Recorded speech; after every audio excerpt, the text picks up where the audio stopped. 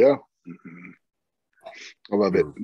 This meeting is being recorded. Leave meeting or got it. Got it. Choose got or it. die. I got it. Okay, what's up, everybody? I think we're going to be a little bit more professional, at least on the intro here. I'm Cole Eastful. This is Braden Bentley, IFBB Pro. This is episode 2 of the high grade podcast. So we got some topics, we got some listener questions, and then we touched on the Chicago Pro last time, but we're going to do that a little bit again just because the competitor list is actually out and we know who's actually competing. And then to give a shout out to some of the guys we know who are competing that we'd like to see to do well. But let's just start from the top. So Braden, what did you do this week? What's going on? How's the training? I know this stuff, but I'm asking you like I don't. Training sucked this week. I've had a rib out for the last few days, so that's been a pain in the dick, but working around it. You know, it hasn't really affected too much actually on like top end strength from what I've noticed. It's just it sucks. It looks uncomfortable. Yeah. Well, it's definitely getting better. I mean, I got adjusted and did a lot of tissue work. Would have been what now? Tuesday, 2 days ago. Tissue work. I'm not actually. I'm destroyed. We might as well give a shout out to Janelle Soul, Body by Soul. She does both of us for tissue work, cupping. Out back, got scraped to hell today. Yep. But if you're in the Rochester area, you should definitely be checking her out.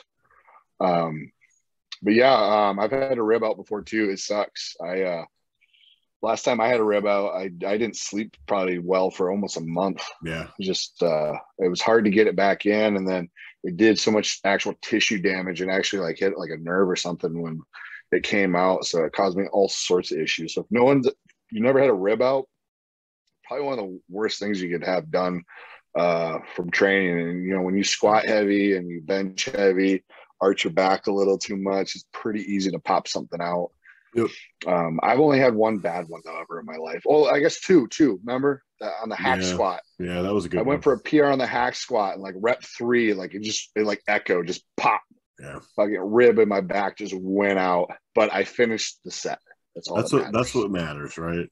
And I finished the set. I haven't missed a workout. You know, it's not an excuse to necessarily just like take back on training. You know, be smart. Obviously, if it's so painful you can't move, then don't be dumb. But I mean, I've pushed the limit. I've kind of, you know, figured out where I can go and what I can handle and take it from there. Yeah, it's working around because so many people, like one little thing goes wrong and then they just stop. They stop training. They'll stop their diet. Yeah. It's like, what are you doing, man? Control the variables you can control. Hell, if anything, you know, you hurt your arm, you got another one, you got legs, right? So you can still train. Yep. If not, I mean, I've had a couple bad surgeries in the past. But so if you're laid up, you can control your nutrition. You know, if you go for a walk, do something, stay active. Yep. But yeah, anything else you've been up to? That's it. Just trying to get the body right, you know, keep training good, but otherwise nothing exciting for me. What about you? God, this week, I had my first fail on a lift, and it wasn't, I don't think, really due to strength as much as I just got a little tight. The weight, I honestly think it just has to do with my weight going up and my body adjusting, but just felt super tight this week and everything we did. Nothing bad, not like I shouldn't train, but went down a deadlift, pec cramped. So if no one's ever had that, that's why all this is done right now. Get this side loosened back up, but literally went to go pull it off the floor for like rep 4 and the pec just like Charlie horse cramped over. So Braden was there at least to tell me to call it because I definitely wanted to like just stretch out and go right after it again. Yeah. So that's a little bit of a mind fuck, but when you don't quite accomplish your strength goals each week, you just got to keep moving forward and put it in a pin for the following week. Because like I said, I don't think it was actually due to my own ability. I think it's just body malfunction. Yep. And it's like if you take that and you go 2 extra reps, right? You stretch out, you try and get 2 more, and you progress the tissue damage even further. Now, when we go back for our next lift, now you're a complete bag of shit. You know, it's like, further was it in the worth it? hole or fucking tear something, you know? Yep. And it was pretty bad because it was like I felt the pull up my tricep because it was the shoulder that was tight. But then, you know, this is all interlinked. Yeah. And then the end result was the pec literally just like folding over. But yeah, it was a smart call. If I was there by myself, I definitely would have kept going. Yep, I know. But I had a great lift after that. Like everything after that was fantastic. You know, a little bit of tightness through the arm, but was able to just kind of work through that. Other than that, had to go pick up a camper today because we are a family of 4 or I know how many people are in my family of 5. Right. And we have a camper. We're going camping in a couple of weeks. So we're getting the thing all fixed up, make sure everything's good to go. Just had to order new tires for my truck as well. That is expensive. Probably my own fault because I wanted the really nice ones. I didn't tell you, I got the Nitto Ridge Grapplers, nice. 285s. Yeah, nice. I went 285 because I don't think I want to put a leveling kit or anything in there. But even if I did, it would be a small one anyway. So the 285s would probably look just fine. Yeah. But there's $1,500. Yeah. But doesn't it suck like nice shit? Yeah, I like nice shit. And I always want nice shit. Who doesn't like nice shit, right? Just my bank account tells me I can't like too nice of stuff. Right. Yeah, that's pretty much it. I guess I should mention, actually it was pretty big.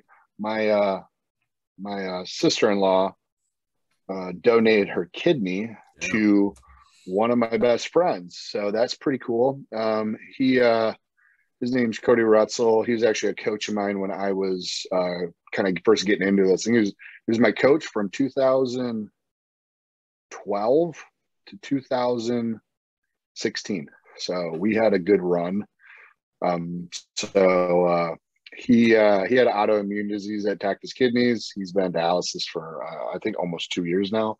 I mean, it seems like it's flown by, but he's finally getting back to some resemblance of normal life. Not having to do dialysis every other day or whatever he was doing is ridiculous. Yeah. So my sister-in-law is a hero, and she technically saved his life. So that's pretty cool. But she's not feeling so well. So we've had her kids over quite a bit watching them, just try to ease some of the pain off of her since she had literally her kidney ripped out. Right. So at least we can do. Other than that, get well wishes for Krista. Yeah, get well. Her and Cody. Cody's doing much better. His kidney's already producing everything it's supposed to be. I'm not a doctor, so I don't really know the technical stuff, but it's working. It's working like it should. He did a 2-mile walk the other day. He's doing great. But let's get on to our first. We got one topic we're going to cover just because it also goes into a bunch of the listener questions. So we're going to just do a little bit longer on this topic, and that'll cover some of your guys' questions. And just to, where is it? So I had literally one question is to go over your training split in detail. So that's going to be the topic. I've had like 4 questions of the same thing. Right. And then a bunch of people also asked, like, what's a good, like for a training split, what's a good training split? Or most of the people were doing a bro or pro training split, and they were wondering on their lagging body parts how to adjust the frequency and your timing then of body parts when you're splitting everything up throughout the week. So a lot of the questions were dictated towards that. So we'll go over our training split, our weak points, and how we're implementing that, and then how you can do that for your weak points. So Braden technically wrote our training program we've worked with some coaches. So, I mean, obviously it's not just like we're the brainchild behind it, but we're more like disciples, an accumulation of working with different people. Right. Yeah. we're passing the knowledge back down right now. Right. But we've worked with, what was it, John Jewett did your training for a little bit, Yeah. and then now Matt Jansen's has done your training. I worked with Dusty, and then we developed our own program that we just ran past Matt, and that's where we're at. So we kind of go over that. But Braden, technically, like I said, he actually like wrote this down and got it on paper. So I'll let him start and go over it. Yeah. So I mean, we created, like our first initial, like almost like a rough draft, if you will, and we've tweaked some things from there. And I kind of always expect the first 3-4 weeks, once you make a new program, like nothing's necessarily set in stone. So you kind of go through the routine, you see how it feels. Maybe on paper it looked like it was going to feel a certain way, and it felt a little bit different. So the first couple of weeks are a little bit of adjustment, but essentially the idea was for us to just continue increasing frequency of our back.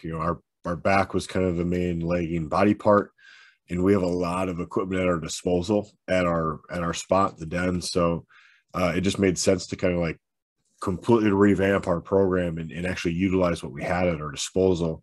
So that's what we did. We created a little bit, I kind of kept it the same split. So we do like what you would call, I guess, a pro split. So our week would look like this. So Monday, we have shoulders and triceps. So we got 2 body parts there. Tuesday's an off day for us. Wednesday is kind of more of like a posterior day. It's back, hamstrings. That's kind of like pull from the floor day. Deadlift day. Yeah, deadlift day. Cold deadlifts now. I'm taking a break from deadlifts. Well, just for now. This week I'm trying to deadlift. We'll see what happens next week. So that is Wednesday. Thursday is our chest and bicep day, so another multiple body part day. Friday is our other off day. Saturday is the main back day, and then Sunday for us is our leg day, which is kind of more like a quad dominant day. Like it's still a full leg day. We always start with hamstring curls. Yeah. I'm gonna just say we stole that from John Meadows 100%. Yep.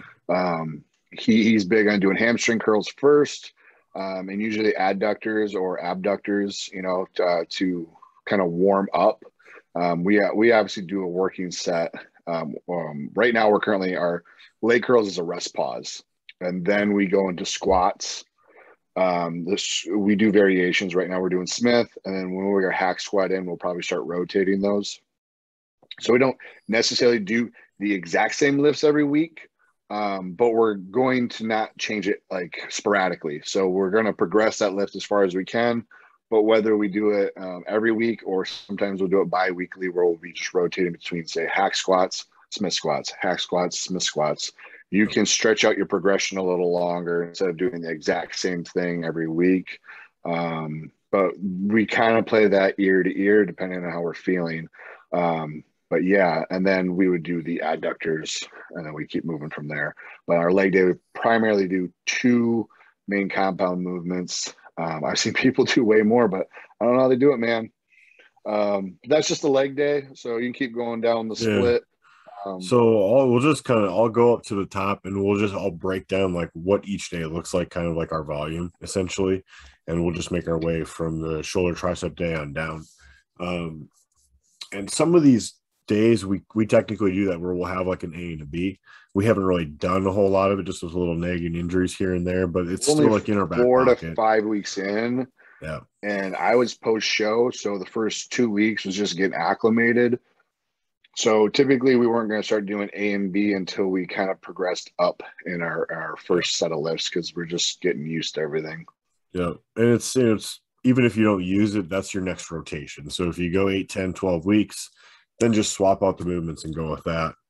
But our shoulder day, we start with a plate loaded press. So first, I guess before that, I'll kind of touch, we do a warm up. We don't just start our workout. Usually shoulder day, chest day, at least those 2 days, we do like a dynamic shoulder warm up. I typically do some band work before, even like early before. After I get done with the client, I have some extra free time, so I'll do a little bit of band work for shoulders, like rotator cuffs. Because I'm always late. You can say it. That too. can say it. but it's You all can say right. it. People know at this We're point. we're on coal time. Yeah. It's okay. Cold time plus or minus 20 minutes. Some days he's early, some days he's late. If it's 15 minutes late, I'm still on time. That is my rule.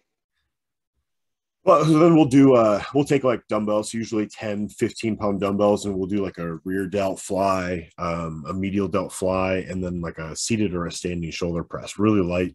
But we usually do 3 rounds, 15 reps of each exercise on that before we even We're using start. like the 10, 15-pound dumbbells. So when Yeah. we say light, I mean, we mean light. Yep. We're not trying to fatigue anything. We're just trying to get the shoulders moving and just kind of get some blood in there. Yep. And you start establishing the mind muscle at that point. You know, you should start kind of being in tune with what you're doing. So when you go to your working set or your first movement, you don't have to do 10 warm-up sets. You can just do 2, 3, and then get right to work. So our first movement is typically a plate loaded press, which we have the dynamic, kind of like Arsenal. It is Arsenal. It is. We won't get into it, but it is Arsenal, just the dynamic on it. Anyways, if anyone's got questions on that or wants to know more about equipment and is geeks over that stuff, just send us a message. Right. And that we just do one top set. So that we just treat as a 8 to 10. That's kind of like our ideal rep range is 8 to 10, 8 to 12 on most movements. So yeah, I don't like counting past 12. It's cardio. I don't like doing it. Sucks. And it burns. It's easier to do 6 to 8 reps. Just add more weight. Yep. And you just fail. It's easier to fail. Yeah. But that's our first movement. And then we kind of go from there. Typically we do some sort of a lateral raise. We've changed it up from week to week here and there, but at the end of the day, it's a variation. So lateral raise is just a lateral raise. It doesn't matter how you do it. I like to change frequency on those. Like the accessories I'm not necessarily married to, just depending on what's available. And if you have a lot of options, sometimes it's nice to switch up, like, dumbbell lateral raises, we'll do cable lateral raises, but we're not changing it up so far that it's like completely a different, workout. Yeah. It's the same movement. We're just changing up the resistance style at that point. So we've been changing that up. So we don't dictate what it is, but it's just a lateral raise. And usually we do a rest pause on that. So we're not like true blue DC, I guess, in definition. We like to utilize rest pauses over any other. I don't know. Everyone's got their own take, but like Matt Jantz is definitely more for rest pauses. It seems like I haven't been with him that long, but Dusty flat out told me, he goes, if we're trying to build muscle in the off season, he thinks rest pauses are going to do it better than say a drop set or anything else. So he always told me to utilize that as my main amplifier intensifier for the workout. Yeah. And that's what we use it for. You're able to push a heavier weight for more reps. That's but if you're developing your program, don't do a rest pause on every single exercise. Typically, we're picking one per body part. So say we're doing chest or shoulders and triceps, like we're actually talking about, so it's relevant. We may do a rest pause for shoulders and a rest pause for triceps, but one of each is all. Yep. And then we go from there. We go right into a rear delt fly of some sort, whether it's cable or pec deck or dumbbell, or doesn't matter. Again, on that one, it's just a pec fly. And then we'll do on this one a little bit higher rep and volume. So we usually do 2 working sets of 15 to 20 reps on that. And when we do that, it's the same weight both sets. So you're aiming to fail on set 1 and then somehow match your reps on set 2 with the same weight. So we're aiming for the higher end of that because we know the second one we're not going to get as much. Or I mean, we're trying. There's definitely trying, but you shouldn't be able to. No. And then we've actually added another press to our day, which I think's been awesome. We added Smith overhead press as our 4th movement for shoulder. So our last shoulder movement is a press. So we do first and last. And that we do a rest pause on, which is a 20 rep rest pause. So we go a little bit heavier on that one, which has actually felt really good, I think, being pretty warm by the point that we go to press. We've been doing the Smith reverse band. I know how everyone loves everyone using reverse band shit right now. And I don't care. It feels good. So I'm just gonna keep doing it. So I have no shoulder pain when I do it. I have shoulder pain when I don't do it. That's it. Yeah. Reverse banding is good.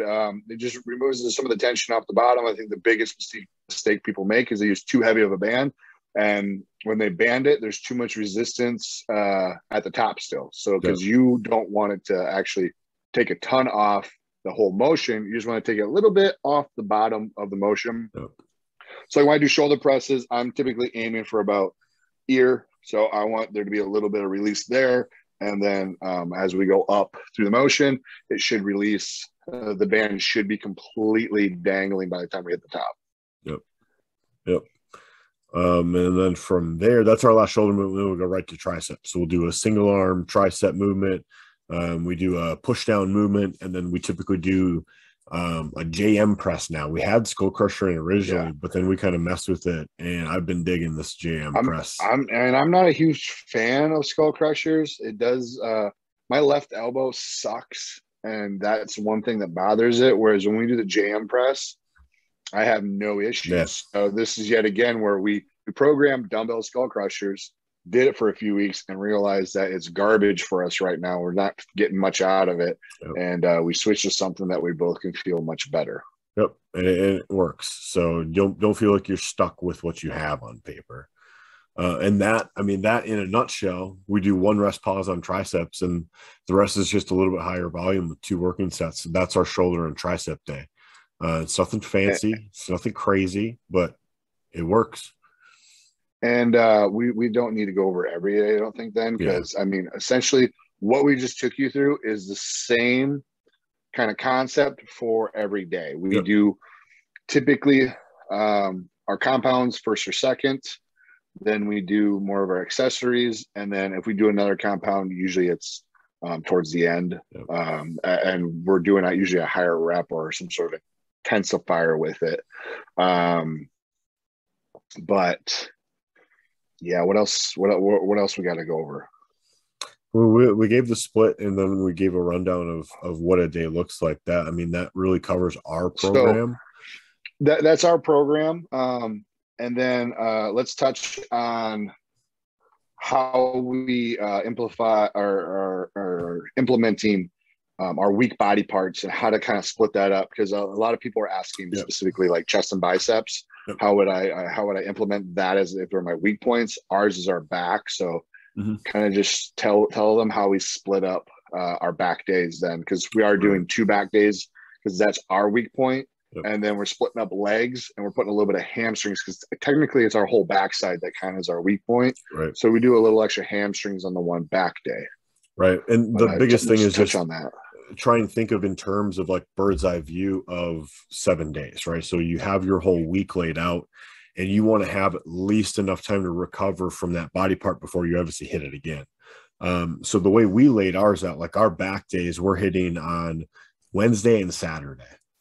So that gives us Thursday, Friday. Friday is also an off day. So it's not a ton of time, but we always feel recovered. So, 2-3 days in between those workouts, especially something like a chest, chest and biceps recover really fast. So that should never be an issue. Chest, I would say 2 days, you really shouldn't be all that sore if your food is there. If your food's not there, that's a whole nother you got more problems. You have more problems. But let's say food is there. You would want to set something where you do maybe chest Monday and Thursday, something like that, and then you set the rest of your split up accordingly. Add the biceps in on those days, and then you have your shoulder and tricep day to kind of condense those 2 together. Have a back day and a leg day. Then you're set. There's your day. So technically, if you have a weak body part and you're doing a bro split, you're going to want to do that body part twice, and then everything else once. Yep. Pretty simple, but then it's just optimizing your recovery. So the thing you're training twice, you just have to make sure you got enough days in between where you feel recovered.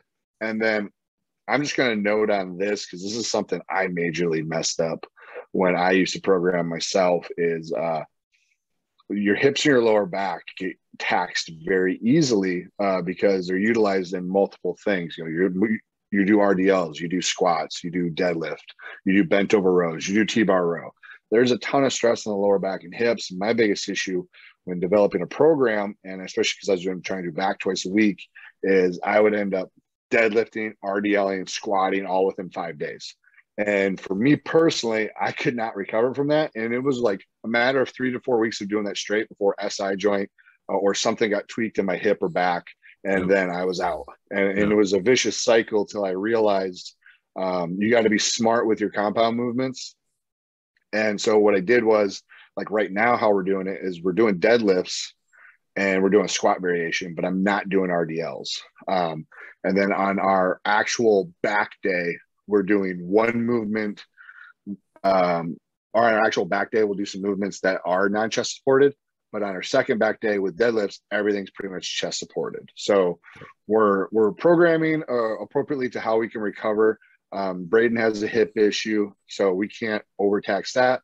But then I've always had I'm not that great with deadlifts off the floor.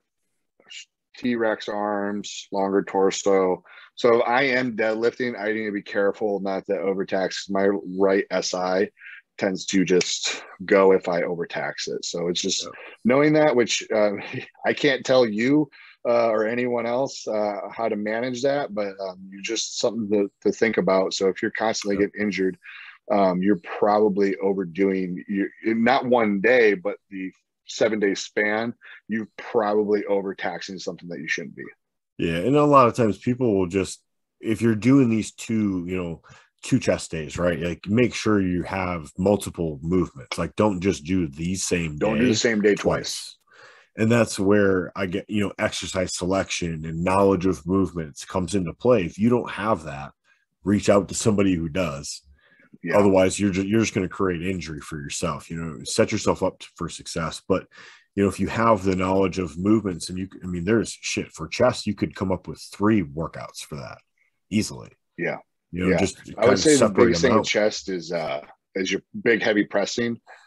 If you're going to be doing within 2 to 3 days of each other, I would focus really heavy pressing on one day, and I'd be focusing more on like accessories. And if you are going to press, maybe do like a cable press, something that's not as taxing, or you can load as heavy, because 2 heavy loading days a week on chest, I know because I've been stupid and done it before, is going to tear up your shoulders very quick, especially if you're doing shoulder presses and other stuff in the same week. Yep. And you can even do it as simple as maybe one day's your flat bench day, and then you add in some accessory, and the other's your incline bench day. It could be something as simple as that. Or you have one day where you do all your pressing and you have a machine day. It just depends. A lot of it depends on what you have at your disposal, for equipment ultimately at the end of the day. But you should still be able to get 2 separate workouts in for that body part. Absolutely. I thought the kids were trying to break in for a second there. The doors are locked so Daddy can podcast. Childproof. But let's get to the questions then, because I think that's enough on the split, unless you have anything else to add.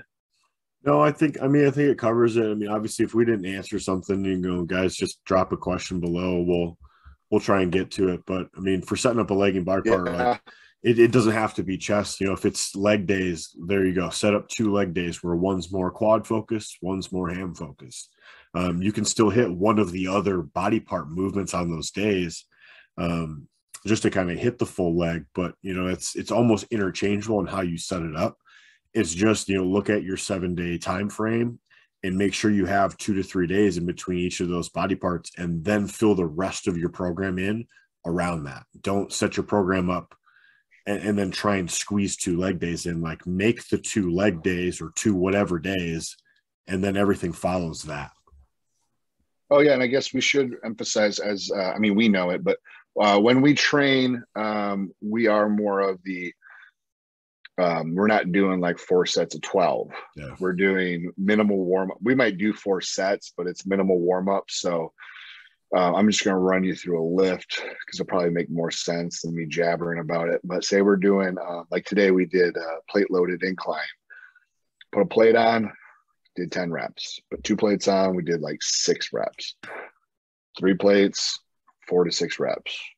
4 plates, 2 reps. And then I went up to like 5.25 or some odd thing. So I'm literally hit 5 plates for like 1 rep. Just feeling it. That's all I'm trying to do. I'm not trying to tax the muscle. I'm not trying to fatigue myself. I'm just trying to become acclimated to the heavy weight. So then when I go for my actual working set, which would be in the 8 to 12 range, I'm plenty warmed up and the weight's not a big shock. That way you can stay injury free, but also you can then save all your energy. And Dog's going crazy. I hear that. I hear that. What's he doing? Get him on the podcast. Somebody is home. I don't know who. Oh, okay. Or then, he hates the UPS driver. No one likes the UPS driver. That's okay. He can't see him, but he can hear him. What about FedEx? Does he discriminate, or is it just the ups guy? No, yeah, he hates all of them. Yeah. Okay. Yeah, well, at least he's not racist. No, equally. Yeah, he hates all of them. Hates them all equally. Yeah, my little dog does the same thing, but that's why I'm locked in the room. You can't hear much in here. The walls are thick, and this house is built well. I'll give him that. Whoever built this house, A+ job. But yeah, anyway, so back to the sets. So we're just saving up for that top set, and then if we do an amplifier, we do like a back off set. That's something we're adding in. But we're usually working up to a top set of 8 to 12, and then we either throw in a rest pause or back off as needed. But yeah, that way you guys kind of have an idea. We're not always just, because most people, to be honest, when I talk to them like that aren't as advanced, are doing like 3 sets of 12, but they're getting fatigued, and then the last set is even true failure. Not saying that doesn't work, but I've seen more physiques work better with how I just said, and implementing that. It typically is going to yield to building more muscle tissue than just doing 3 sets of 12. But that's how we like to train.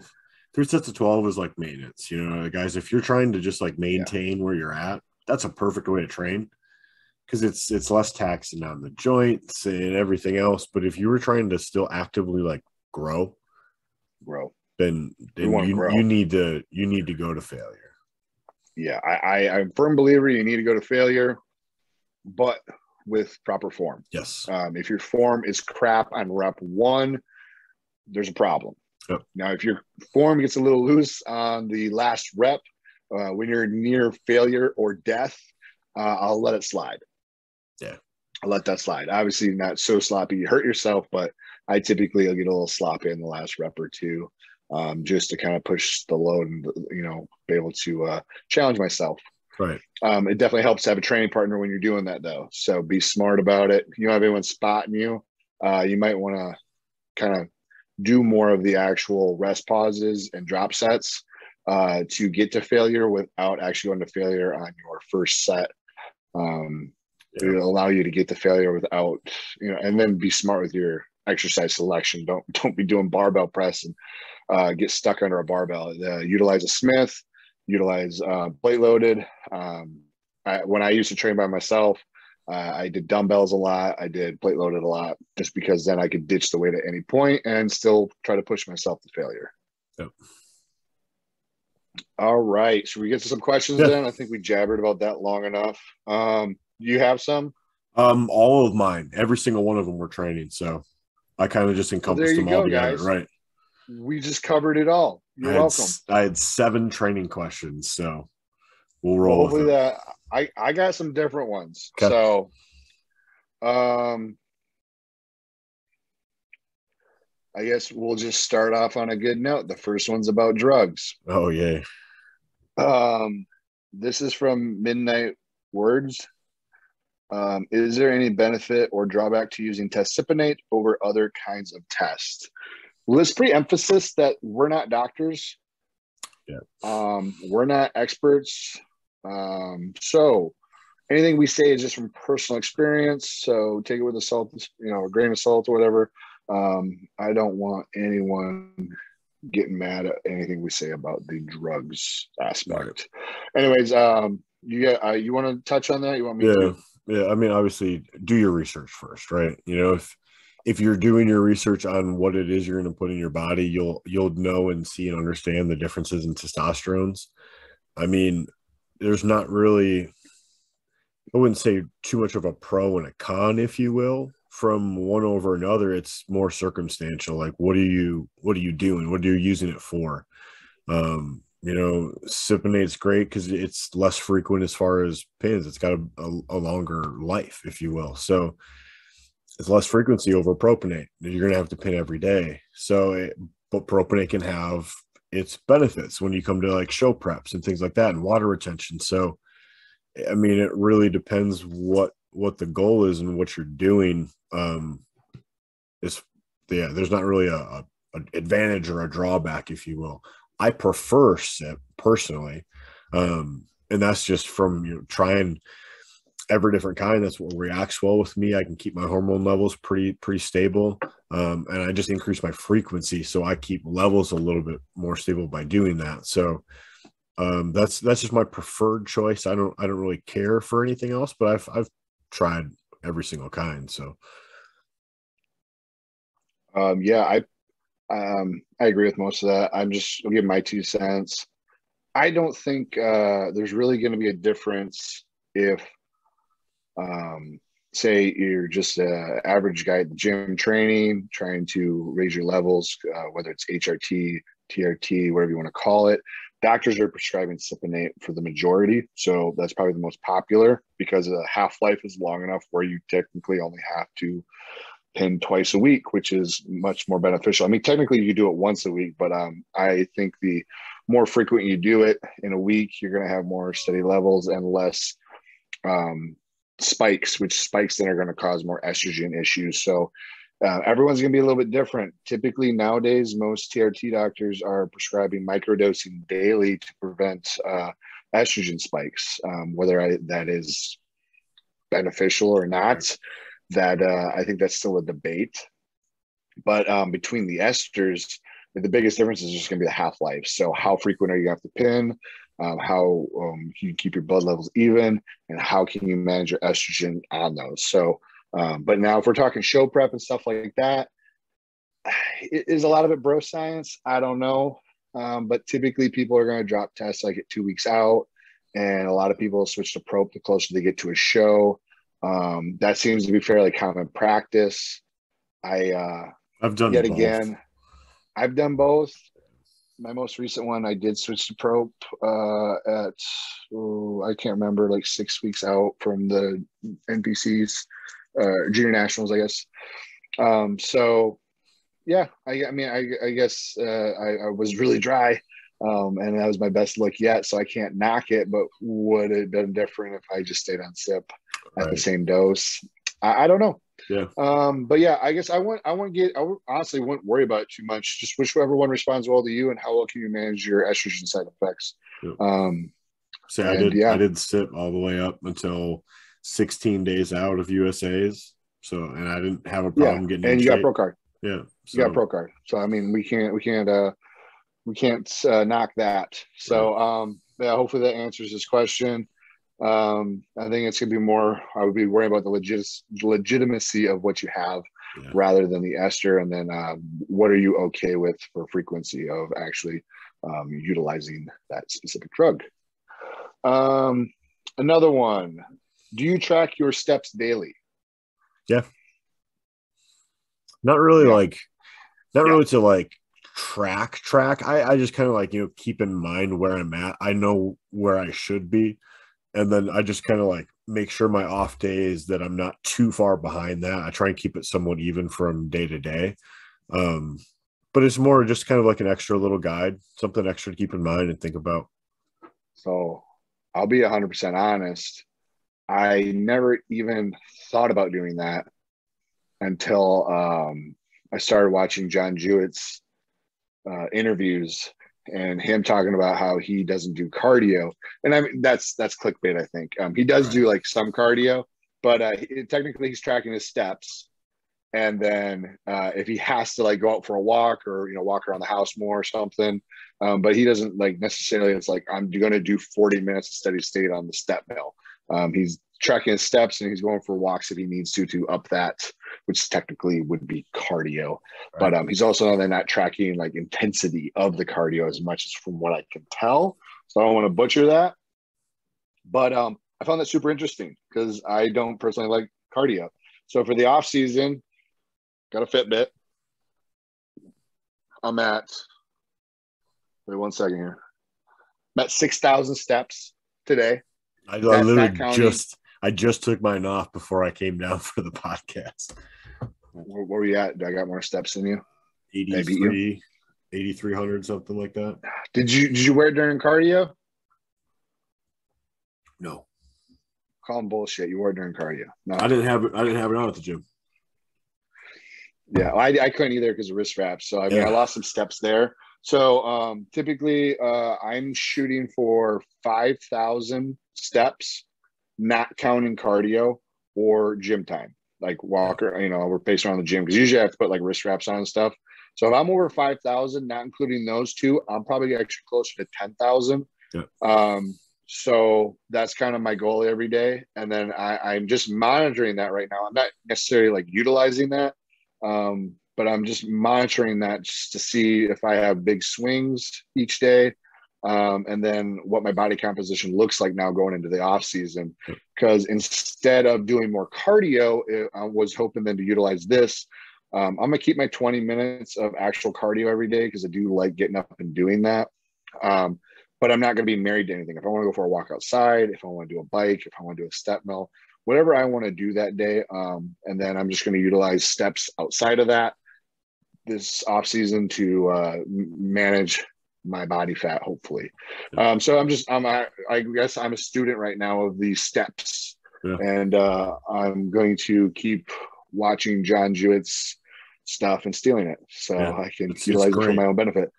I'm trying to use it with some clients right now that do more construction work. Yeah. Because I think doing cardio when you're that active is probably not good. Right. Especially if you're more of a lifestyle client, like, they don't want to be doing cardio. So I am trying that with some people and then just kind of doing my own experiments with it. Obviously, I'm not doing it with prep clients. I'm just doing it with lifestyle clients because they're more flexible. I won't utilize it on someone getting ready for a show because I personally don't know enough about that to use it properly at this time. Yeah, and it depends on the person, and their composition. If you got somebody at 12 weeks out who's fucking shredded already, like it might be somebody where you could utilize steps instead of dictated cardio, or at the end of a prep, or. Yeah, for myself, obviously I'm the guinea pig, and then my lifestyle clients, and then I'll start utilizing that for actual preps if I see success with it. Which I mean, John looks really good going to the Chicago Pro, and he's looked like that all year. So I can say that it works. It's just knowing how to utilize it to its full potential to get the results. Right. All right. Next question. So this is just so I did a podcast with Joe Seaman and Jay. It's the Joe and Jay show. So I'm not assuming that everyone has seen it or knows it. But anyways, I did a podcast with them the other day, and Jay just says how funny was the podcast yesterday. And so I'll give a shout out to those guys. It must not be my internet because I'm not glitching or anything. So towards the end of the podcast, we cracked some jokes and stuff about Joe's. He's in Canada, so his internet's like on quarantine still. So because up there is pretty bad. So I'm assuming it's just his internet.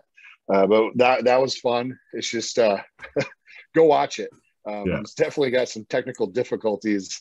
I don't know who was the culprit or what was going on, but like I said, it'll entertain you if you watch it. There's an hour of us trying to communicate. I'd watched some of it. His playback was definitely better than what I was seeing on my end. So it's more, I can comprehend way more than I thought. Good. Next one was about our training split. So we already covered that. Just to give him a shout out, it was muscle_Mike that asked us to go over our training split. So we already did that. Do you count? Oh wait, I should give him. Man, I don't like pronouncing names. I'm not good at it, but it's Randy Lesinski, whatever. Anyways, do you count daily protein from whole protein sources or all food?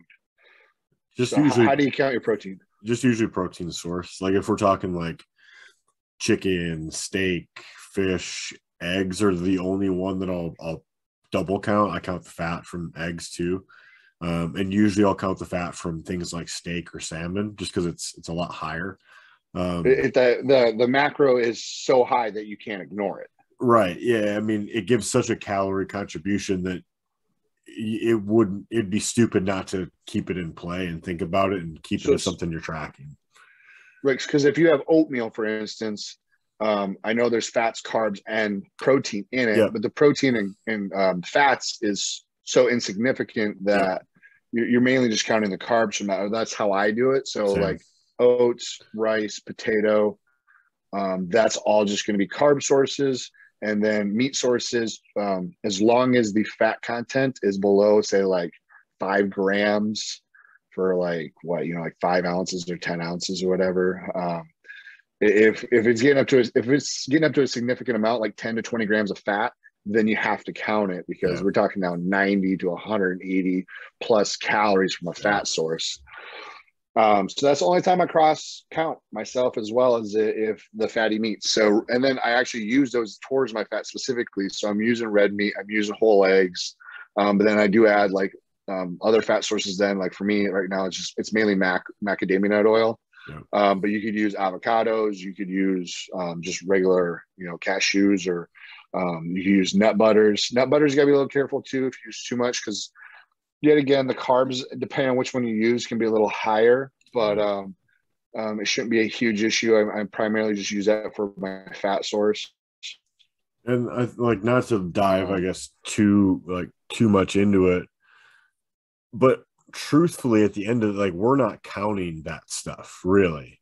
No, we're going off a meal plan, right? Once you have the plan, regardless of what the calories is or regardless of what anything is, how does your body respond?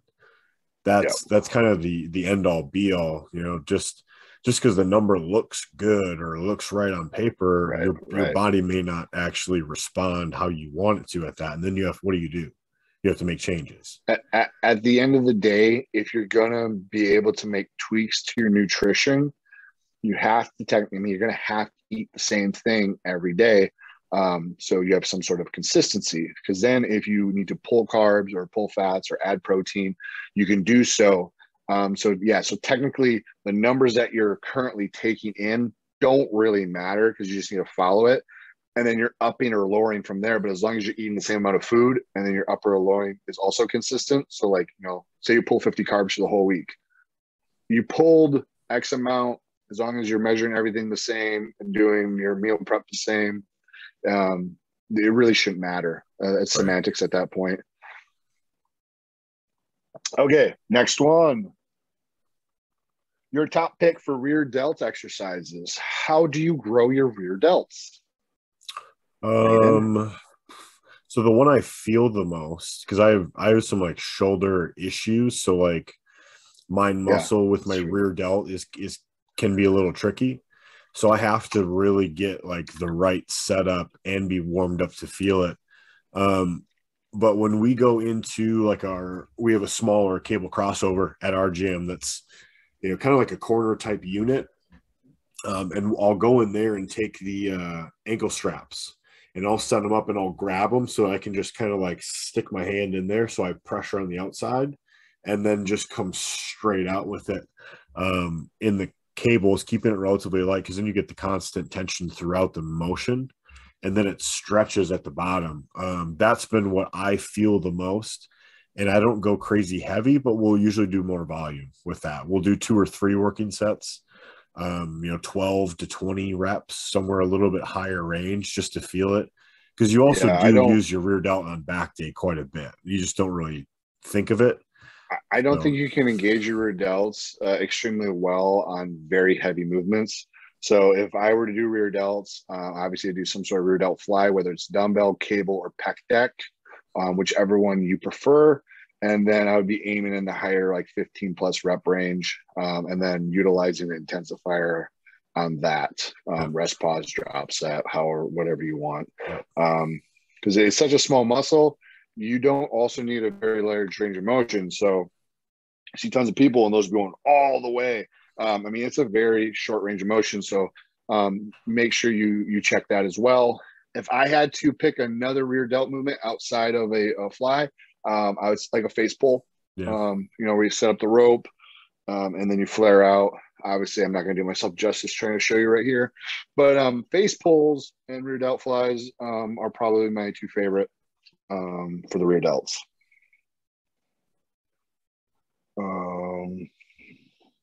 Am I missing?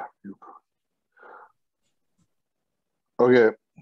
How do you approach tanning, shaving, leading up to a show? Self coats at home first? ? That's by Luke_Pritchard. So what I do, I tan pretty easily. So I try and get outside when I can, obviously, like if you're able to, as much as I can. So usually 3 days a week, I try and just sit outside for 30, 40 minutes. The last probably 6 to 8 weeks. If that's not an option due to weather, then I'll start actually tanning like in a bed at probably 5, 6 weeks out. And a lot of that for me is just kind of like to thin my skin. Like I get dark really easy, so I'm not like super worried about that. I've just noticed that like the more I sit in the sun, like it helps kind of dry my skin out a little bit, which helps show more detail. So, but then like it definitely makes the skin look healthier, like it, because even if you have bad acne, they say if you get out in the sun or if you use a tanning bed, it can help that to kind of like make the skin look healthy. So it's not like eating fish, thinning the skin, being right. Don't attack us for being too bro. Right. It's just what I notice. I sweat more, like when I'm out in the sun, I sweat a shit ton. So it's almost for me like dual purpose. It's almost like being in the sauna, especially when most of my shows I've done like early fall. So then I've been prepping a lot in summer and fall. It's nice out. So I'll sit outside and just sweat my ass off for 30, 40 minutes on top of doing cardio. So it's just, for me, it just feels like a little bit extra. But then for like the actual, like, I don't do my own tan. Like, I don't trust myself to do that. The tan can be something that if it's messed up, it's going to ruin how you place in a show. So, I usually, important. I leave that up to whoever's doing it there. Ideally, pro tan, I've never had issues. Yeah. So if I can find somebody who's doing pro tan, a lot of times they'll actually host the show, but if they're not, a lot of the smaller companies that do it, they'll use pro tan or Liquid's another good one. Either of those, Sunrise. I've never had issues. So it's got to be one of those two for me. I don't do it myself. And then I usually shave. I don't like to go like razor. I kind of do like, what is it? The Norelco Zero or whatever, or the One or whatever it's called. One blade. You use the one blade? The one blade. Yeah. I use the one blade. Yep. Yeah. So you got anything else to add, or I'm going to jump in?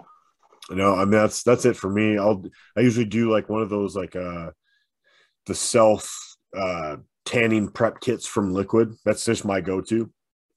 And it's got like the scrubs. The scrub, the exfoliator. Yes. Yep. I do those like the last week and a half. Other than that, nothing wild. Yeah. So I typically will do my first shave a couple months out just to get the hair short. And if you do have any irritation, that way it's far enough away from the show where it's not going to impact your skin. And same thing, I use a one blade, so I highly recommend that. It gets it short enough. You don't need to be perfect. You're not going to see it on stage. You can't look like a grizzly bear up on the stage. Like that's not a good look.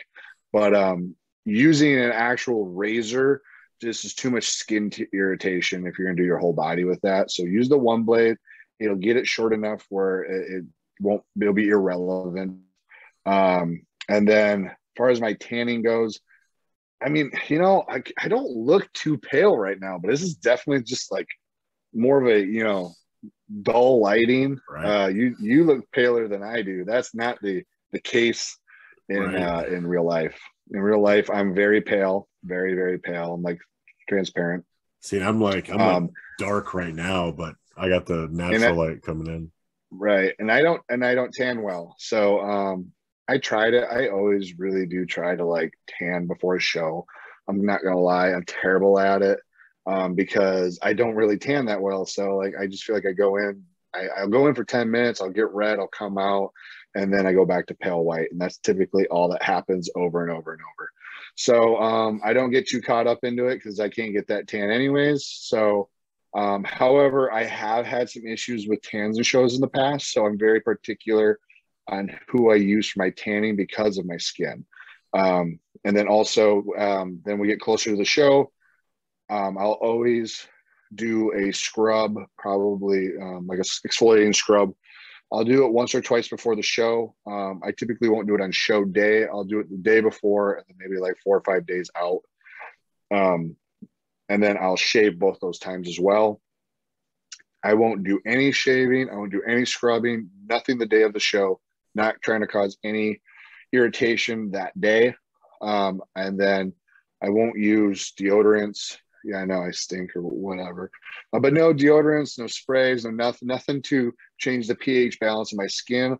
I will just jump in the shower to rinse off. Won't use any body washes, won't use any shampoos, won't use any of that stuff.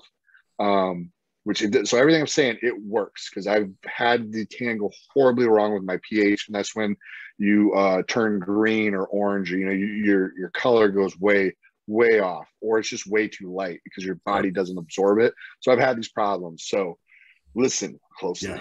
Yeah. And then I found that liquid sun rays is the best for me because it's the darkest.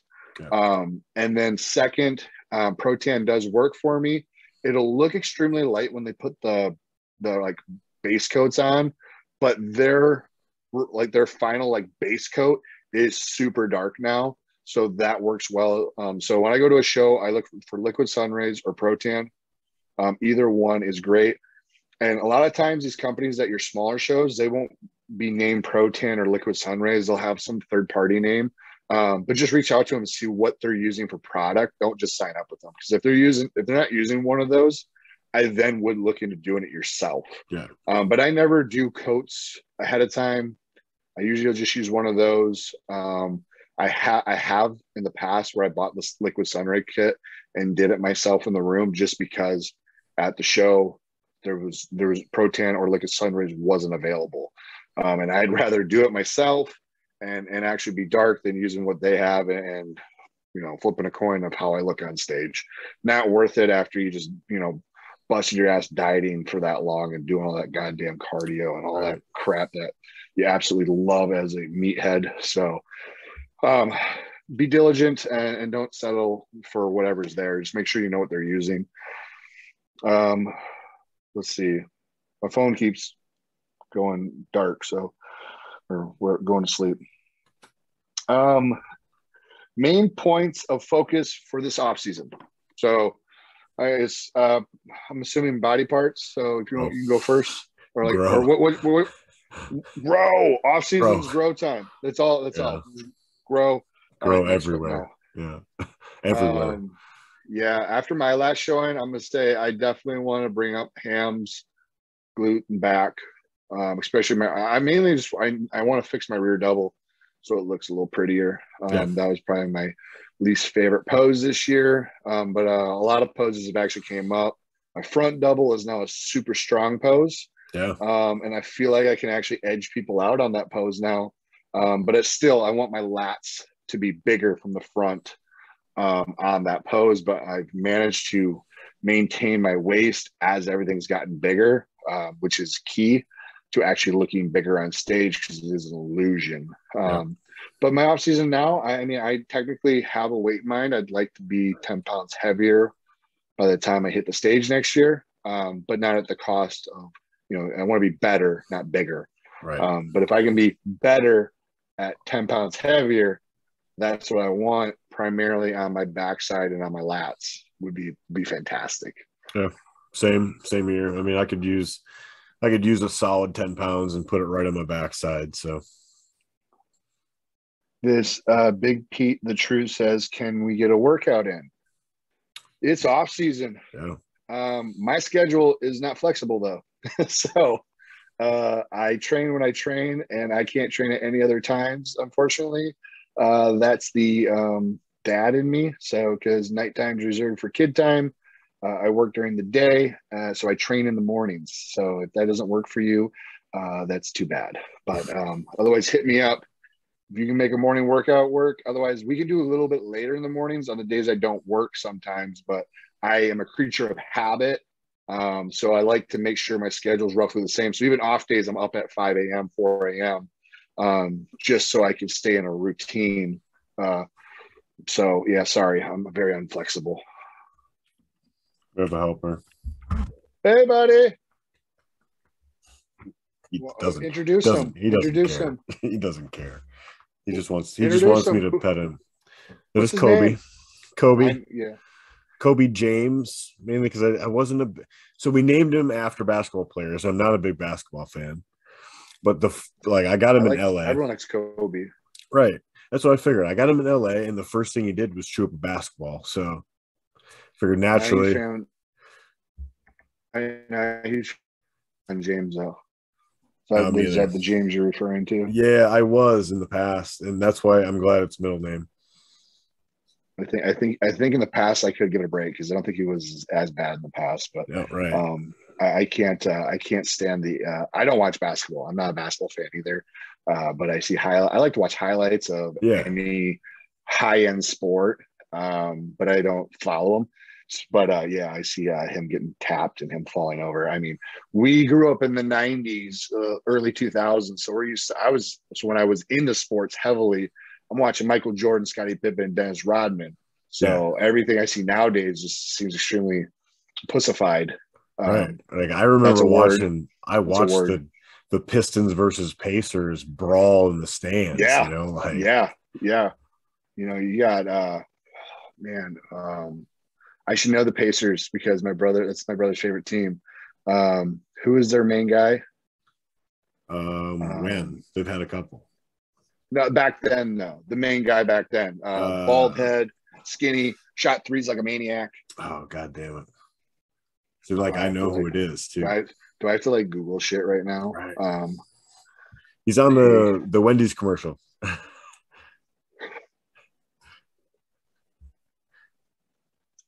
It's a good thing we don't have a sports podcast. Reggie Miller. Yeah.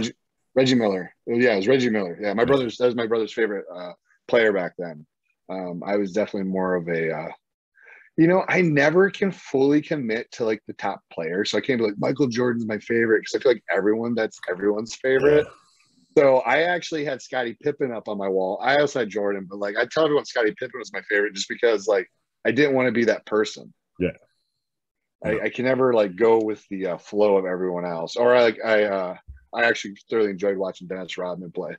Yeah. That's more how I played. Obviously without the talent. Just a little reckless.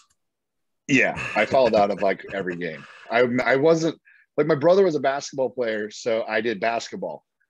I'm not built like a basketball player. Never have. So I shove people around. That's pretty much how I play basketball. And I had to play one-on-one with my brother, and he's like 6'4". So the only way at 5'10" I can score is to be a little rough. I kind of have to like shove him out of the way and then like do a fadeaway. Otherwise, I can't shoot over his lanky ass arms. So I think it's his fault. I think it's his fault that I play like that. So when I started in high school, I literally followed out of every game I ever played. I never made it to the end. Anyways, that's story time with Cole. Moving on. Flavor water packs. Last week's leading up to a show. Splenda, Diet Soda, drop them. That's Ramirez 9565. So let's simplify this. Artificial sweeteners leading into a show. Yay, nay, take them out, don't take them out. What are we doing? Last 2 weeks I usually cut them. But up until then, I mean, I don't think it's Did you decide to cut them, or did your coach make you cut them? I've done both ways.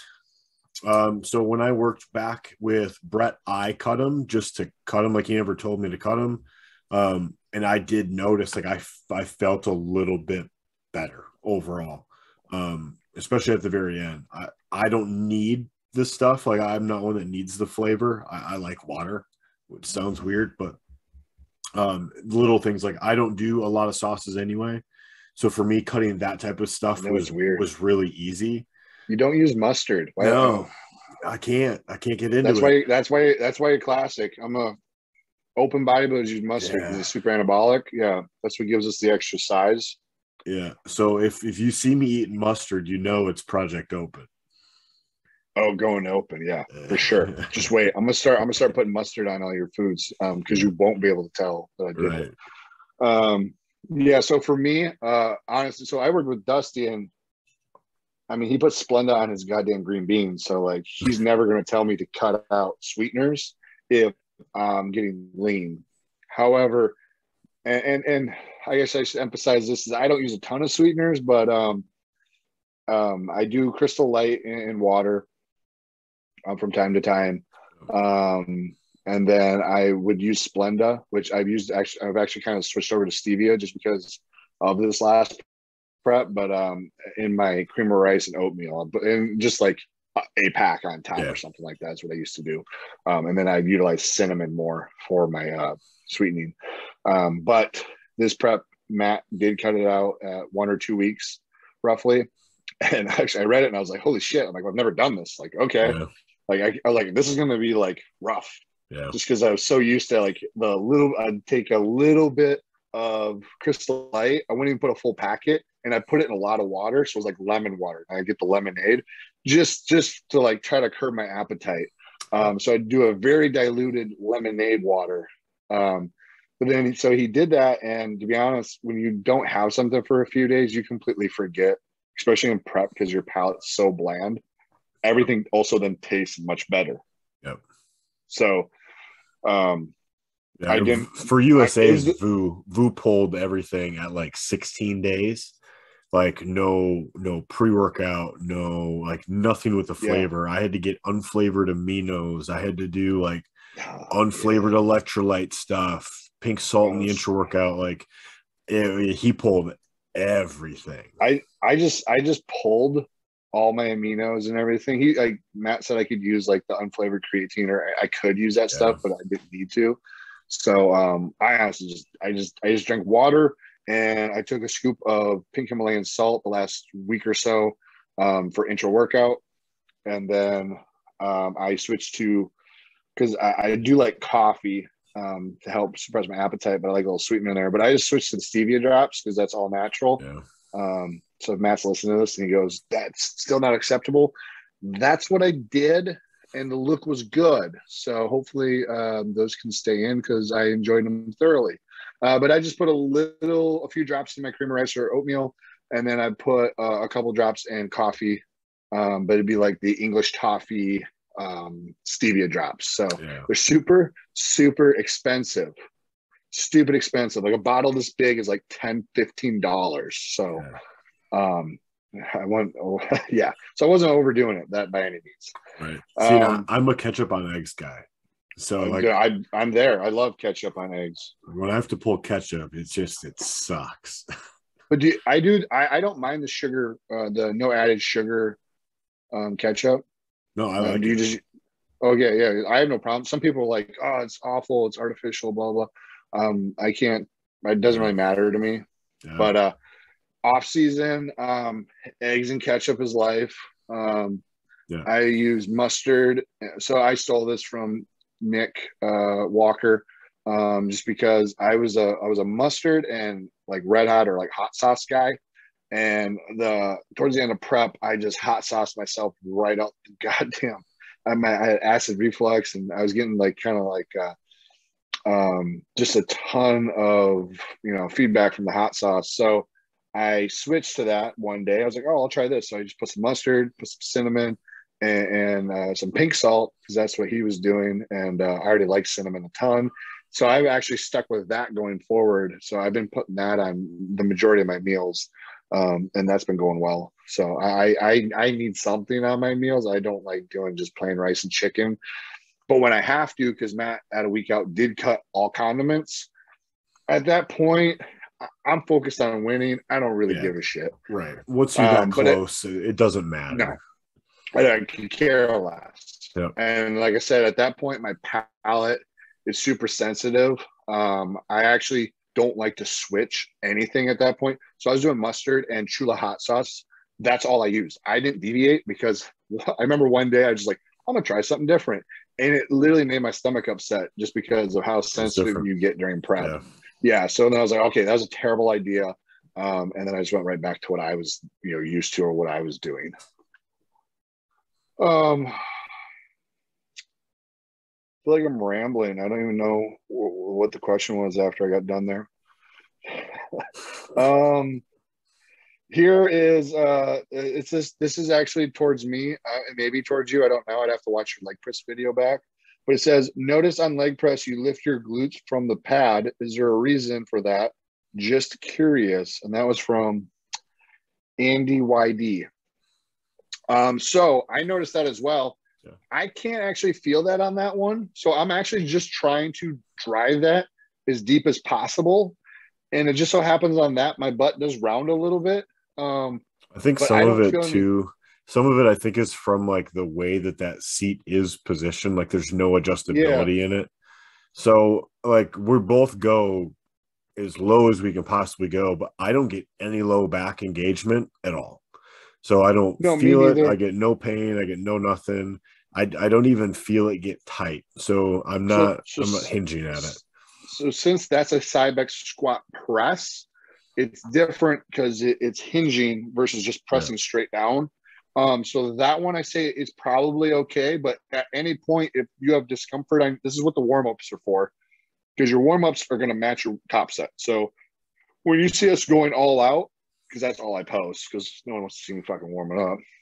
But when I do post or when I do my warm-ups, I'm doing the exact same range of motion building up. So I know it feels good. But yeah, on a normal leg press, I would say no, don't do that, because you're probably going to pull on something with it coming straight down on you at an angle. At least we've used obviously other leg presses than that, and I always notice that I would feel it in my my hip flexors and my lower back when I drive it down to the point of rounding. Yeah, and that's where all leg presses are not the same. Sure aren't. Cybex squat press, number 1. Number 2 is the Nebula straight plate, whatever name for it. Arsenal now makes it. But I like they have the bilateral one. They have both fine. Now. Yeah. I like the non-bilateral one better, just because you get a little bit of fluctuation in there. But it is nice to be able to do a single leg every now and then. But that's not a primary movement that I utilize. Yeah. And then I really haven't got to use the Rogers, like hip press or whatever it is. But that thing looks fantastic as well. Yeah. So know what piece of equipment you're using and know what you can do on it, and your warm-ups should tell you everything. Yep. But I don't purposely do that. No, it's not something that I promote. And then this last question I have is, you're gonna have no idea because it's a nerd thing, but I'll answer it. Deal. It says Horde or Alliance. If you know, you know. But it's referring to World of Warcraft, which I have had a love relationship with for the last, I don't know how many years. Other than I don't have enough damn time in a day to play it.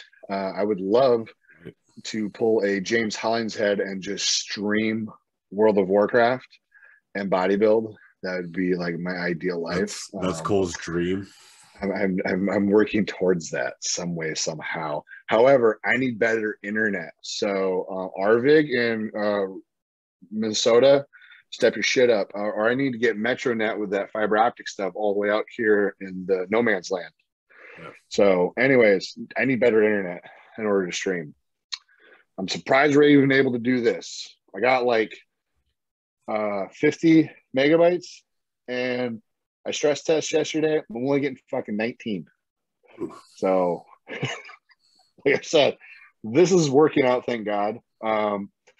Anyways, back to the question.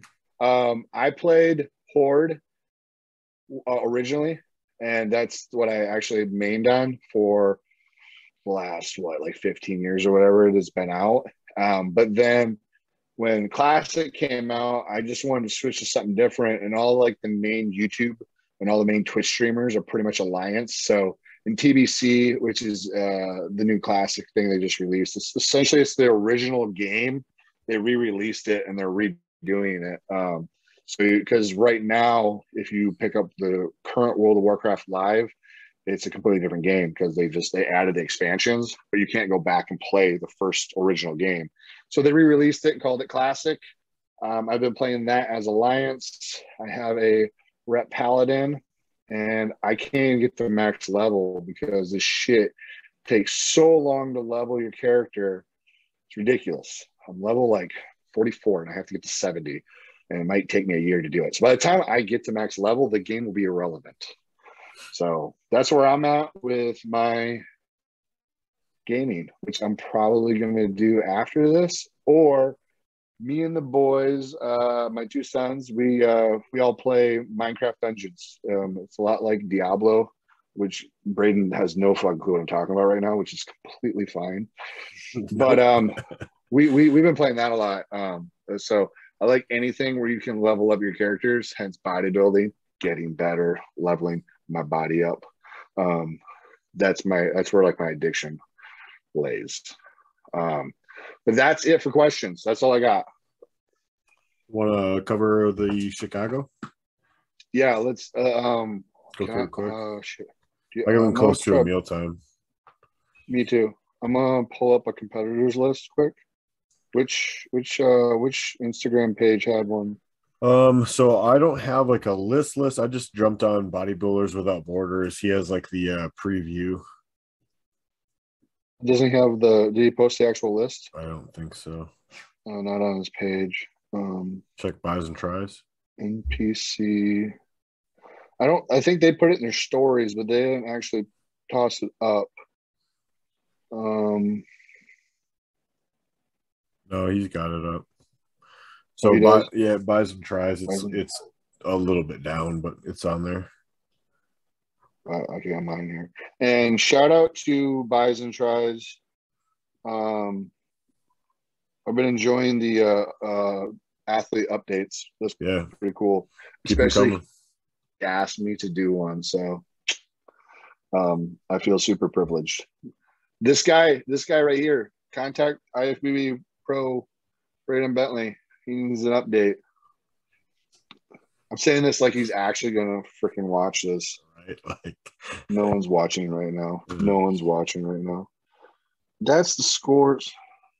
Go ahead, start. I'm just trying to find this damn thing. So I'll just kind of like run through the list. I don't know everybody. There's quite a few Europeans coming over for it, but we have Max Charles, Philip Klahar from Florida, James Culberson, Matt Kuba is doing the show, Hunter Labrada, Joe Mackey, Justin Mackey, Zach Merkel, Islam Muhammad, Hassan, Shaban, Seth Shaw. I didn't know he was doing the show. Yeah. And then Brett, and then Rolly. Rolly Winkler. Yeah. As last week I said, let's pretend he's not doing it, and then boom, he's in. So, dude, how far is this down though? Like I'm seeing like scorecard results. I'm not seeing the actual. Yeah, here are the scorecards for this week's Chicago Pro. Oh, they're not. Oh, okay. Well, I'm just stupid then. Sorry. It's like a formal list. Okay. Yep. All right. When I saw scorecard, I was assuming that this is a previous show. Yeah, no, because it's got 212 on there too. Women's Chicago Wellness. Where's open? The very first one. Oh, that is? Yeah. Man, I look like an idiot right now.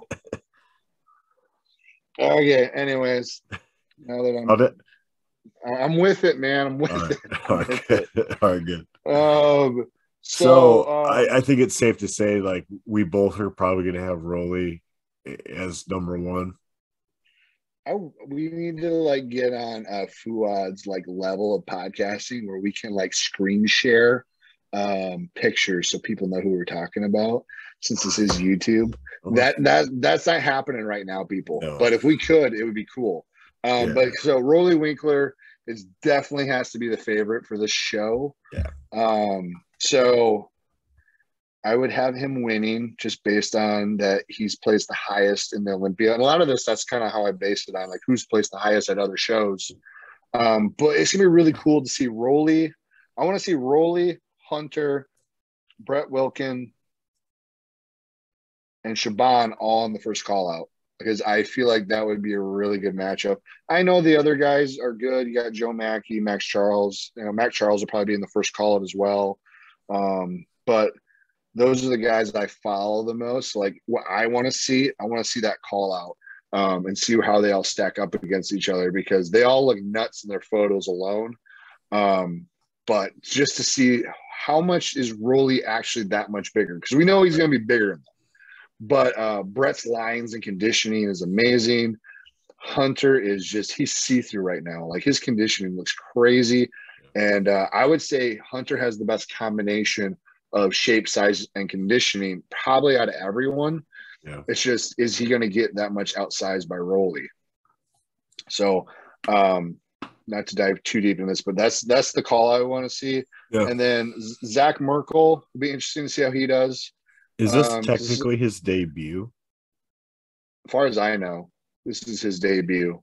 This is a hell of a debut to be in. This is a deep lineup. Right. So, I mean, even if he places top 10 here, it's kind of a win. Yeah. There's 15 guys, and it's really deep. Yeah. Because you're probably going to see Hassan in the first call out as well, and Max Charles. So I hope they do like a 6-person call out, and we get to see all those guys kind of get like mixed around. Right. I fully plan on. I got to figure out what time these are airing because there is a live stream, everyone. Yeah. So anyone who's a diehard fan and wants to watch it, there will be a live stream. I want to I'm going to put this up on the big TV Saturday night and make the whole family watch it. I know my wife really wants to watch it too because she actually follows Hunter and Brett. Obviously, I'm with Librado Nutrition. So she follows Hunter then. And then Brett's a personal friend of ours. So we want to see him do well and see how he stacks up. And he looks nutty.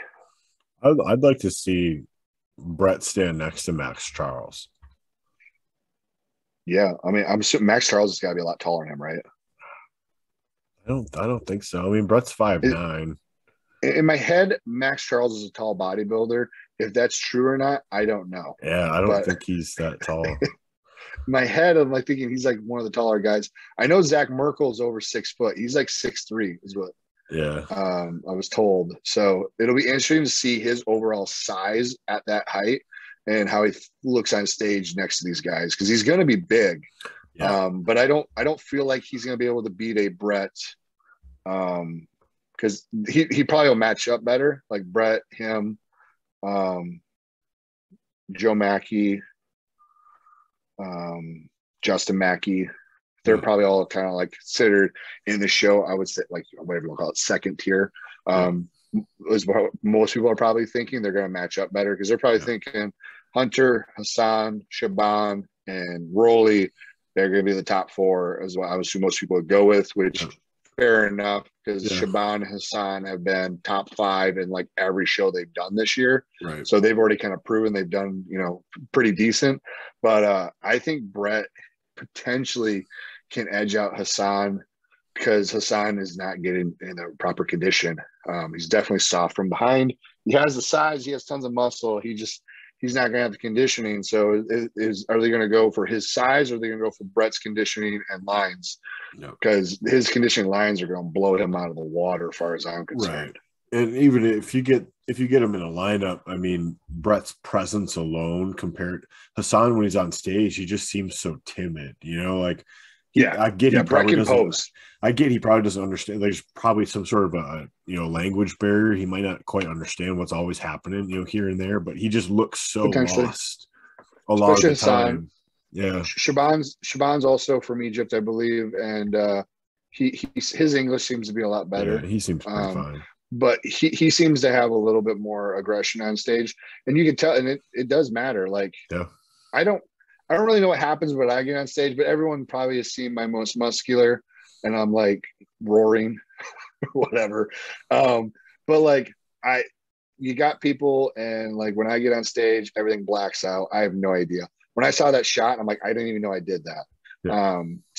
But aggression's coming out because it's competition. You want to win.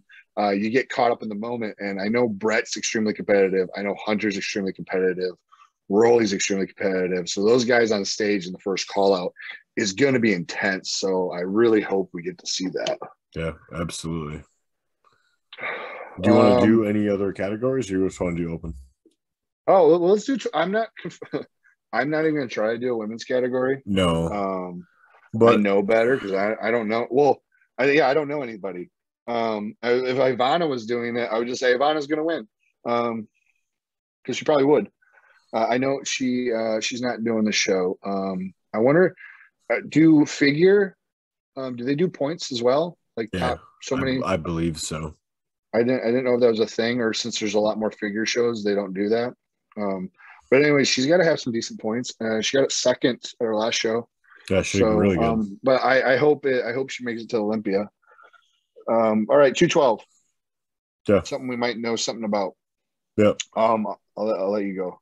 I mean, you have to kind of give Keon. He won last year, so with him coming back, you kind of almost have Keon to give him looks the nod. absolutely nutty. He looks like he's from a different freaking planet. So I have Keon winning, but I have John pushing him for second. I don't think John can stand next to him, like shape wise. It's two completely different physiques. Yeah. They look nothing alike, but both extremely good in their own ways. Right. Now, if John comes in fuller, I think he has a chance. Yeah. Obviously Keon's probably the favorite. Keon, you said he's an alien. Big, round muscle bellies, tiny, tiny waist. Everything just pops on that kid. And he weighs 200 pounds. His knock last year was conditioning. Yeah. And John is the king of conditioning. So, but if John has pushed too far one way, and he's been coming in flat.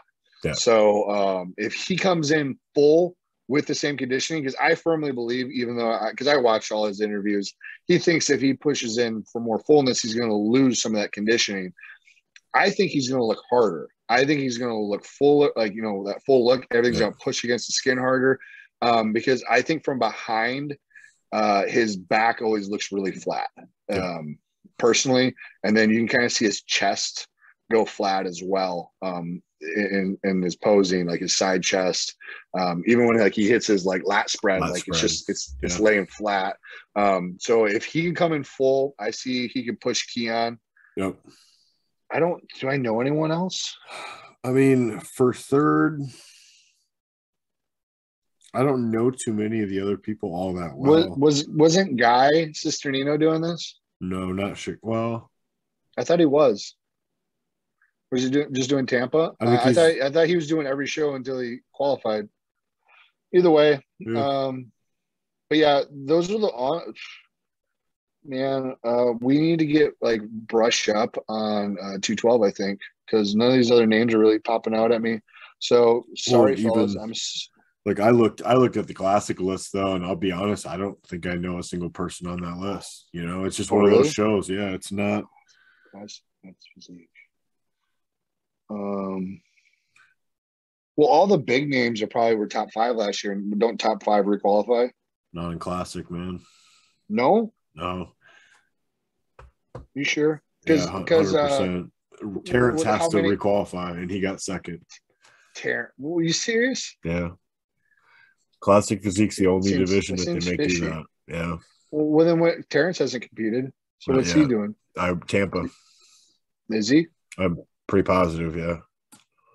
Because then you got or he's just doing the Arnold, either or. But I know he's doing the Arnold. He said that, but I don't know if you can. God, I have a hard time believing that. It was also super strange because the Arnold is not someone else. Go ahead. The Arnold for Classic is not an Olympia qualifier this year. Did you see that? It's not. Yeah, no, it's not. It's just open, isn't it? It's just open. Can all those people don't get points, right, for 2022? 22, yeah, not for. They get points for 22. So the Arnold is now points for 22 for everyone, and open. the winner gets to go to the Olympia this year, and then everyone else gets to qualify for 2022, right? Yeah. So like the guy who wins Classic is qualified for 2022, though. Yeah. Okay. Yeah. So. Yeah. So Terrence would have cool. to do a different show than before the O, if that was the case. I want to like. That doesn't seem right, but you'd know better than I would. I don't know who. Somebody just talked about it. It was on one of the podcasts. If Braden's wrong, tell me in the comments. Right. I don't know. Yeah, because I think it was on Fuad's podcast where him and Ian were talking about it. And I know they were talking about the Arnold, but I don't remember that part. Yeah. But sometimes I guess I'm doing cardio or I'm like meal prepping a lot of times when I'm listening to that stuff. So yeah, I don't catch every detail. But man, we've been on for a long time. It's gotta be like an hour 20, hour and 30. So yeah, we can probably start to wrap this up. Man, so I mean, I enjoy doing these, so hopefully other people enjoy listening to us chat about random shit. Right. Keep getting the questions in, and not saying what it is. Yeah, so you people need to keep us going. So when we post up the listener questions, make sure to leave good questions. It could be anything. Yeah. I don't care if you talk about drugs. I don't care if you talk about nutrition. I don't care if you talk about training. I don't care if you talk about my life. If you want to know whatever, sky's the limit. Ask anything, right. Open book. And then, or if there's like deep dive topics you want us to get further into. Yeah. So just support us, man. We'll keep doing it if you like watching this. So next week, we're going to try to bring a guest on for the first time. I'm not going to say who it is because I don't know if it's going to – I mean, we're going to try. The guest already agreed to come on, but getting 3 people on at the same time and doing this whole thing, make sure the internet works, technical difficulties. We've never done it yet. So we're going to keep it hush-hush till now, but we're going to try to have a guest on next week. And that way we can interview him and then he can just bullshit with us and we can answer the questions, all 3 of us. We'll right. Get another person's take on some stuff. It's always good to have, because there's not one way to do anything. There's so many different ways to do stuff. So, because if everyone always agrees on stuff, life's boring. So, get some other opinions and go from there. But otherwise, you got anything else you want to add in before we get the fuck out of here? No, just the usual, like, comment, subscribe, keep us going, keep us entertained. Like I want to, like, each week I want to be entertained by some stupid ass question. Like bring them on. That's my thing. I don't really like the training questions are fun, all that's fun, but I want every week at least one person needs to make our day with some really fucked up shit. Like we need some good questions. Not X's and O's are fine because obviously that's what bodybuilding is at the end of the day, but I want this to be an entertaining podcast for everyone. So, don't be shy. Ask away. We want to be like 45% education, 55% bullshit. Education's not my strong suit, but I will be insightful based off of my personal experiences. Yeah, well, that's it, man. Let's just cut it at that, and let's reconvene next week. Sounds good. See you Saturday. Yeah. Yeah, right. Saturday. Tomorrow's an off day. Doing cardio at home, not going to the den. Yeah. All right. Later. All right. See ya.